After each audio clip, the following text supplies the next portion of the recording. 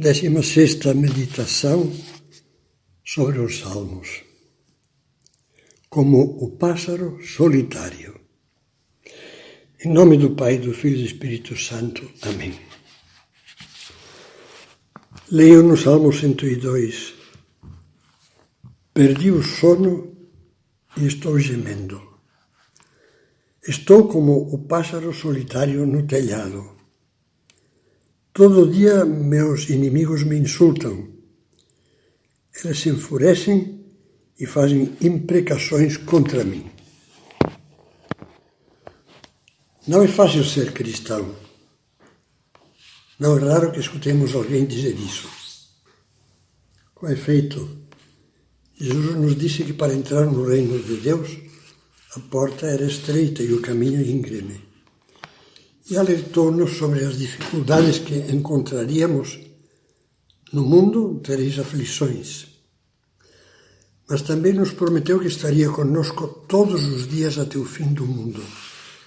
Garantiu que nos deixaria a sua alegria e a sua paz. E nos animou a viver de esperança. Mas tende coragem, eu venci o mundo. Hoje há uma dificuldade especial para um cristão que queira ser autêntico e fiel. O ambiente materialista e paganizado de grande parte da sociedade. A difusão imposta como se fosse um dogma de ideias e comportamentos próprios de uma cultura frontalmente contrária ao Evangelho. É fácil por isso que um bom cristão se sinta só, como um pássaro solitário no telhado, em meio a colegas, parentes e amigos que não só não compartilham os seus valores, como até mesmo os desprezam e combatem. Fazem imprecações contra mim, como diz o Salmo. Isso falava o Papa Bento XVI numa entrevista. Existem ambientes, não são poucos, nos quais hoje se precisa de muita coragem para declarar-se cristão. Cresce o perigo de uma ditadura da opinião e quem não quiser acatá-la é isolado e marginalizado, como o pássaro solitário. Também no livro Jesus de Nazaré, o mesmo Papa escreveu: o que fazem todos é imposto ao indivíduo como pauta de comportamento. O mundo não suporta a resistência, quer colaboracionismo. Que fazer? A resposta é simples, embora não seja fácil. Imitar os primeiros cristãos. Num mundo totalmente pagão e muito semelhante ao nosso em seus costumes, os cristãos eram vistos como um misto de admiração e aversão. Não eram como todo o mundo. Se por um lado os pagãos ficavam cativados pelo exemplo de amor ao próximo que os seguidores de Cristo irradiavam, por outro, as virtudes que os cristãos praticavam estavam em forte contraste com as práticas e costumes que o paganismo queria impor como normais. Os cristãos eram castos, desprendidos dos bens materiais, fiéis no casamento, generosos com os pobres e doentes. Isso chocava, incomodava. Chegou a desencadear o tsunami das perseguições. Os 3 primeiros séculos do cristianismo são chamados com toda a propriedade a Era dos Mártires. No entanto, esses pássaros solitários, tantas vezes incompreendidos e levados ao matadouro como animais, não pararam de crescer e foram pouco a pouco o fermento da transformação daquela sociedade, sem violência, só com a força da fé e do amor.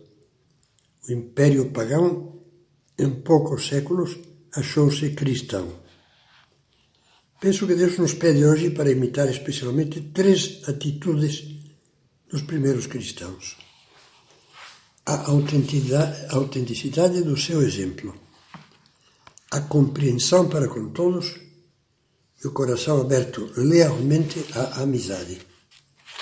Nesta meditação vamos ficar com o primeiro ponto, a autenticidade do exemplo.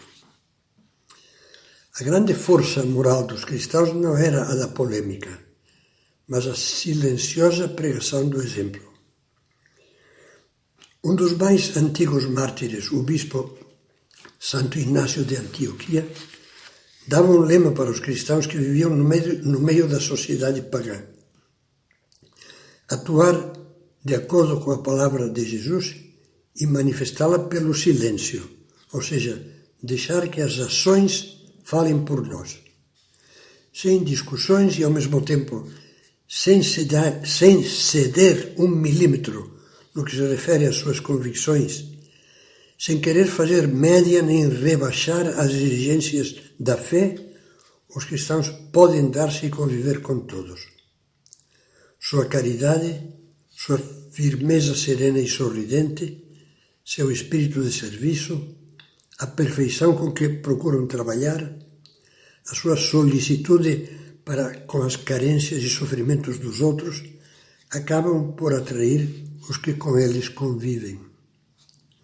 Um retrato desse ideal encontramos-lo em um documento muito antigo, a Carta a Diocneto, uma apologia do cristianismo e também uma bela peça literária que o bispo Quadrato teria dirigido no século II ao imperador Adriano. Lemos nesse escrito: os cristãos não se distinguem dos outros homens nem por sua terra, nem por língua ou costumes. Não moram em cidades próprias, nem falam uma língua estranha. Não têm algum modo especial de viver, morando em cidades gregas e bárbaras, conforme as circunstâncias de cada um, e adaptando-se aos costumes do lugar quanto à roupa, ao alimento e ao resto, testemunham um modo de vida singular e admirável. Casam-se como todos e geram filhos, mas não abandonam os recém-nascidos. Põem a mesa em comum, mas não o leito. Estão na carne, mas não vivem segundo a carne. Moram na terra, mas têm a sua cidadania no céu. São injuriados e bendizem. São maltratados e honram. Fazem o bem e são punidos. São condenados e se alegram como se recebessem a vida. Em poucas palavras, assim como a alma está no corpo, assim os cristãos estão no mundo. Este é o primeiro exemplo.